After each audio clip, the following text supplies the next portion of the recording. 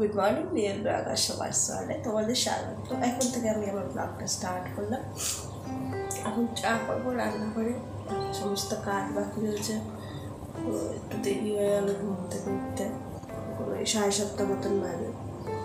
আর এমনিতেও মঙ্গলবার দিন থেকে তাড়াতাড়ি উঠতে হবে, কারণ ওদের স্কুলে খুলবে 25 তারিখ থেকে। তো এই কথা একটু ঘুমিয়ে গেল, তাহলে 4:30 থেকে উঠতে হবে। তো চলো ব্লগটা দেখতে থাকো, আর ভালো লাগলে অবশ্যই চ্যানেলটা সাবস্ক্রাইব করবে, পাশে থাকো। জীবন এবং সময় দুটোই পৃথিবীর শ্রেষ্ঠ শিক্ষা। জীবন শেখায় সময়কে ভালোভাবে ব্যবহার করতে, আর সময় শেখায় জীবনের মূল্য দিতে, তাই না বন্ধুরা? তো দুটোর উপরেই নির্ভরশীল।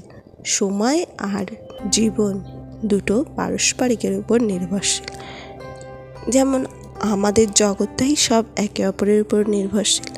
একজনকে ছাড়া আর একজনও চলবে না, আর একজনকে ছাড়া আর একজনও চলবে না। তাই পরে সব কিছুর ক্ষেত্রে চাই সময়ের কাজ তুমি যদি সময়ে না করো, তাহলে তোমার জীবনটাই মনে হবে বৃথা হয়ে যাচ্ছে।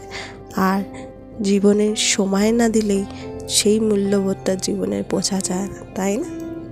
আর এই দেখো, মর্নিংয়ে আমি চা বসিয়ে দিলাম, আর চায়ে দিয়েছিলাম গোলমরিচ, তেজপাতা আর আদা দিয়ে মর্নিংয়ের চাটা।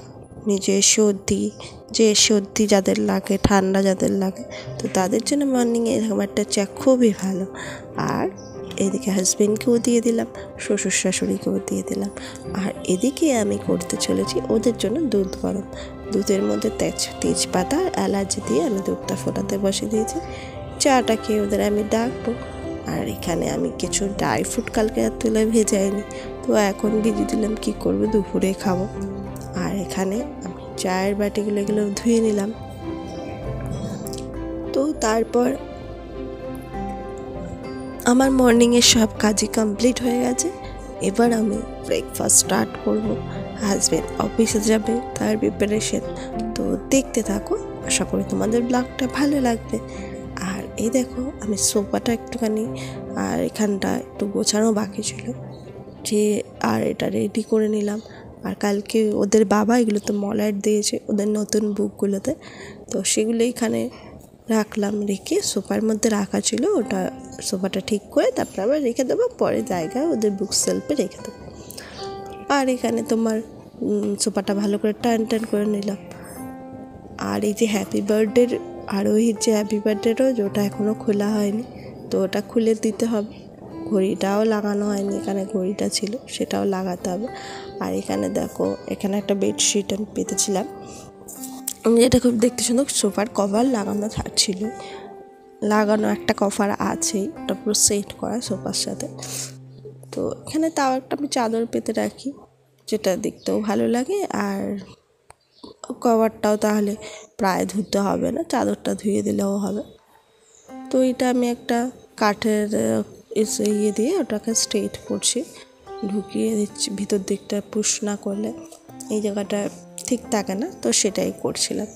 এখানে একটা টাওয়াল পেতে দিলাম, বালিশ। এখানে কী বলতো, মাঝে মাঝে শোয়াও যায়, রেস্ট করাও যায়, একটু সুবিধা হয় বালিশটা থাকলে। আর দেখো, স্পন্দন আরও একটু পড়াশুনো করছে। আর এদিকে আমি ব্রেকফাস্টে বানাবো এখন রুটি, বেগুন ভাজা আর আলু ভাজা। তো দেখো, রুটিটা করে নিই, কারণ ভাজাভুজিগুলো কমপ্লিট হয়ে গেছে। তো এবার রুটিটা করব, করে ওদেরকে সার্ভ করে দেব, আর আমি নিজেও খাবো, আর সবাইকেও দিতে হবে না। তো দেখো, এখানে রুটিটা বেলে আমি সেঁকে নিলাম আর ওদেরকে দিয়ে আসলাম। আর ওরা কী করছে তোমাদের অবশ্যই দেখাবো। আমার টিফিনটাও নিয়ে আসলাম। আর এই দেখো, ওরা পড়াশুনো করছে। তো বলছি চলো খেয়ে নিই, খেয়ে বাকি কাজ স্টার্ট।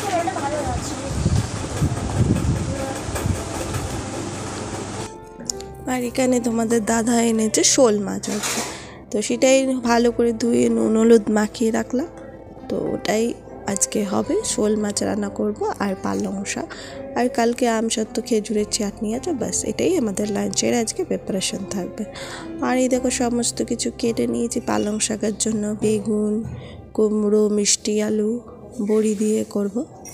আর এখানে মাছের ঝোলের জন্য আলু, পেঁয়াজ, আদা, রসুন, টমেটো ওগুলো সব পেস্ট করতে দেবো। আর এদিকে পালং শাকটা পাঁচফোড়ন দিয়ে বসিয়ে দিয়েছি। আর এদিকে হচ্ছে মাছের ঝোলের ওটাও বসিয়ে দিলাম, আলুটা, মটরশুঁটি। আর এখানে হচ্ছে মশলা দিয়ে দিলাম, পেঁয়াজ, রসুন, আদা পেস্ট একটা, আর লঙ্কার পেস্ট। আর এই মশলাটা দিয়ে ভালো করে কষাবো। আর এদিকে পালং শাকের ওগুলোও ভাজা হয়ে গেছে, পালং শাকটা দিয়ে দিলাম। তো এটা ভালো করে নাড়াচাড়া দিয়ে জল বেরাবে প্রচুর পালং শাকে, একটু জলটা পুরোটাই টানাতে হবে, নাহলে টেস্ট লাগবে না। আর এদিকে ভালো করে সিদ্ধ হওয়ার জন্য নাড়িয়ে বসিয়ে দিলাম নুন হলুদ দিয়ে। আর দেখো এখানে মাছের ঝোলটাও অনেকটা কষে এসছে, মাছের ঝোলের মশলাটা তো প্রায় অনেকটা কষে এসছে। তো আর একটু কষিয়ে তারপর জল দিয়ে মাছগুলো দিয়ে দেবো। তো দেখো লাস্টে মাছগুলো দিয়ে দিলাম। শোল মাছ একটু পেঁয়াজ রসুন দিয়ে কষা কষা করলেই ভালো লাগে। আর একটু ঝোল বানাবো কারণ সবাই খাবে, তো আর বেশি কিছু আইটেম আজকে করছি না, সেই জন্য। আর এদিকে দেখো পালং শাকটা আমার পুরো কমপ্লিট হয়ে এসছে। বড়ি দিলে পালং শাকটা ভালোই লাগে খেতে। আর কিছুদিন পর তো আর পালং শাক অতটা পাওয়া যাবে না, আর খাওয়াও হবে না। তো পালং শাক কিন্তু সপ্তাহে একদিন করে খাওয়াই যায়, খুব ভালো টেস্ট লাগে খেতে। সবজি দিয়ে করলে মাখা মাখা করে ভালো লাগে। আর ওরা খেতে চায় না, আমাকেই খাইয়ে দিতে হয়। আর মাছের ঝোলটা নিজেরা খাওয়া, না খাইয়ে দিলে কিন্তু ফেলে দেবে, বুঝেছো? তো সেই জন্য আমি খাইয়ে দিই, কারণ সবজিও তো খাওয়ার দরকার, সব কিছুই শরীরে ইম্পর্টেন্ট আছে। আর এখানে নামানোর আগে ধনেপাতা দিয়ে দিলাম মাছের ঝোলটা, আর আমার মাছের ঝোল ডান। তো নেক্সট আরও একটা ব্লগে তোমাদের সঙ্গে দেখা হচ্ছে। Bye bye.